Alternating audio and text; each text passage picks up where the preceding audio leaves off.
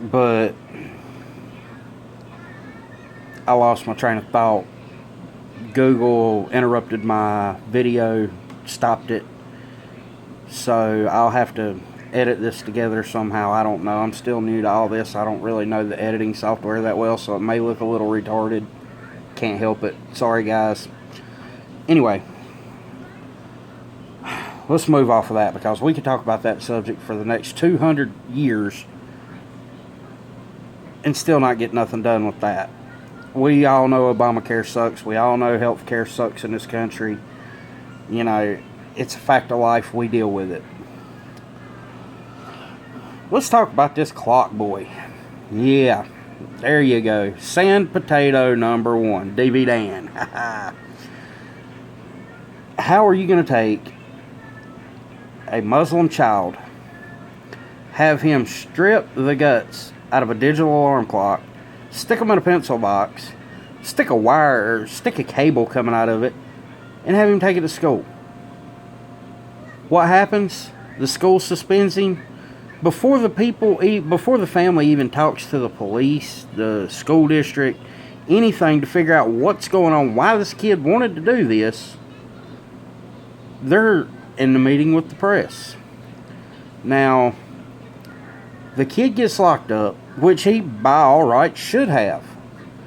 Because if a kid can chew a Pop-Tart into the shape of a gun and be suspended from school for a year, or if another kid can take and point his finger like a gun and be expelled, and we're talking little kids, we're talking, you know, elementary school, preschool, or kindergarten, whatever it was. You know, these two kids, they're little white kids that have done really nothing wrong. They're playing, being kids, exploring the world. You know, every kid plays cops and robbers and cowboys and Indians. It's just a natural order of life. It happens. This idiot, on the other hand, was completely old enough to understand what he was doing, why he was doing it, and why he was doing it was wrong. This was a political stunt. This was a PR stunt. Plain and simple. And he's trying to get a paycheck from somebody. His family's trying to get a paycheck. You know why? They don't want to work. They want to play the racism card. They want to get this Council of Islamic Affairs, these SAR people, whatever they are, to step in and intervene and start problems. It's more race baiting, people. Ignore it. Let it go away. These Muslims are coming to our country day by day, flood by flood. The German people's had enough of them. The German people's done with them. The Danes are done with them. Everybody's done with them because they're idiots. They come in, they want to start their problems, they want to start a war, they want to bring the problems that they're running from to where they're going. And that goes back to what I said yesterday. If you want a better life, leave that life there. You come to this country seeking a better life. Well, a better life is conforming to what our normal standards are, what we believe, what our customs are. You don't want to eat pork because that's against your religion? That's fine. Don't tell me I can't have bacon on my sandwich, because that's going to cause me a problem. That's going to piss me off. And that's when I'm going to get loud and I'm going to get in your face. And that's when I'm going to really hurt your feelings. And I'm not going to care, because this is America. We do things by our individual rights. As long as you're not bothering me with what you do, your right to do whatever you want to do is your right to do whatever you want to do. But the minute that you try to inflict what you want to do on what I'm doing, or you try to step on my rights to do what I want to do because you want to do what you want to do, that's a problem. So, y'all want a better life? Act like better people. I mean, it's that simple. Nobody in the world is gonna welcome you with open arms when you're raping women, you're throwing bottles and Molotov cocktails and all this other stuff at the police officers, to where they're having to suit up in riot gear and attack you with tear gas and water cannons to get you to stop attacking them. Now, before long, this is going to keep on, and this is going to start in America. And here's the problem. Americans won't put up with that. They'll kill you. You throw a rock or a Molotov cocktail at an American, and chances are they're going to shoot you. And they're not going to regret it. It's going to be funny. Hell, it'll probably make YouTube. More power to them. So, understand that. Now, this other thing. One more thing we got to cover. Bullies and fat shaming. Now, there's this rather large African-American woman on TV today complaining about how Howard Stern fat shamed her because she was on America's Got Talent pole dancing. And he seemed to have a problem with her weight being a dancer. Well, let's be honest, people. Being a pole dancer is not a talent. I can dance from a pole. Now, granted, nobody wants to see that. And trust me, I'm glad of that myself. But I can do it. Anybody can do it.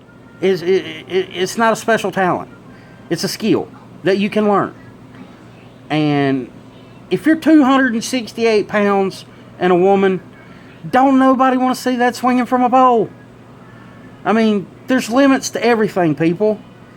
And she's saying that she's a fitness professional. She teaches pole dancing as a fitness. Okay, you're going to claim to be a fitness instructor, but you're 260 some pounds? That's not a fitness instructor. Yes, people judge fitness instructors by the way they look. It's because it's called fitness. It's called exercise. It's called motivation. If I'm in there trying to lose weight and I'm trying to get myself right, I don't want somebody who's bigger than me trying to give me advice on how to get fit. I mean, and when I say bigger than me, I'm not talking about, He-Man, Hercules, Man, Mountain, Rock with muscles that could bench press a Volkswagen. I'm talking about this woman, or a man for that matter, that has jelly rolls more than Krispy Kreme. That's not fitness. I'm not going to hire you. And, get over yourself. You're not anybody important enough that it matters. Fat shaming, bullying, those are natural orders of life. Those teach you one of two things. One, how to stand up and deal with problems as they come along. How to stand your ground. How to become It teaches you to respect yourself. It teaches you to defend yourself. It teaches you to defend what you believe is right. Or it tears you down, makes you a weak-minded, crying little liberal. Because most liberals were picked on when they were kids. That's why they're as dumb as they are today. So, everybody's on this anti-bullying kick. Anti-bullying. Here's an idea. You want to stop bullying? When somebody bullies you, punch them in the eye. Yeah, you might get your butt kicked, but an ass whipping's an ass whipping. Fair's fair. Be real. If you got a problem with them, put your dukes up, man it out, do what you got to do, and show them, I'm not going to take it. That is how you stop a bully. The day you stand up for yourself and defend yourself is the day that you earn your own self-respect. And self-respect is worth more than anything on this planet. Gold, diamonds, silver, platinum, titanium, the meteorites, whatever. None of that is as important as your self-respect. So, I think that's going to about sum it up for today on the rants. Oh, big shout out. I got to give a big shout out to my buddy Tainted J. He's really doing a lot to help the channel here. He's providing a camera, and some friends of his are working on the logo and the intro for the videos. Those are yet to come. There's going to be a lot of good things happening here, and If you got any questions or any comments, leave them in the link below. Thank you. And below. But these are things that we as Americans can deal with if we're willing to have open and honest conversations. Not screaming matches, not shouting matches, not, you know, we're not at a point to where we need to call for an uprising of the 1776 caliber. We're at a place in time to where we're fed up and we can fix this, but we have to have a united front. The people of this country have to band together, stand together, shoulder to shoulder, and say, okay, Washington, we've had enough. This is what we believe. This is what we think. And we need to find somebody. Everybody shouting in a million voices is not going to be the solution.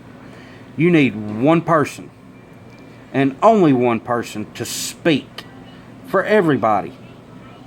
But that one person needs to convey everybody's interest. And with enough support, things will be changed. And if we don't get them changed any other way, America, we're gonna take a faster slide downhill. I really want to go nuts and scream and holler and rant and rave, but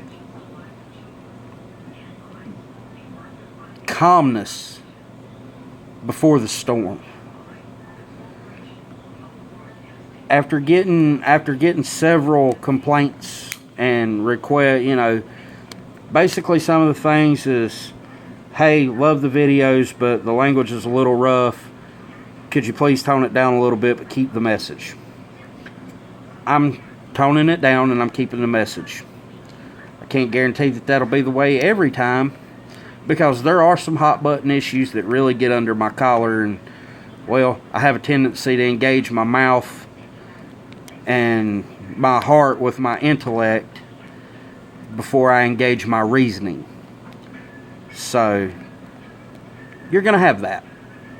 But for the most part, I want this to be something that when you sit and you watch, you take away a thought, an idea, a seedling of a notion that grows, that leads to a full-blown flowering of the drive to help band together and create one unified voice to stop America from going to hell in a handbasket on the path we're on now. This is the Pissed Off Fat Man, America. I'm out, and I love you.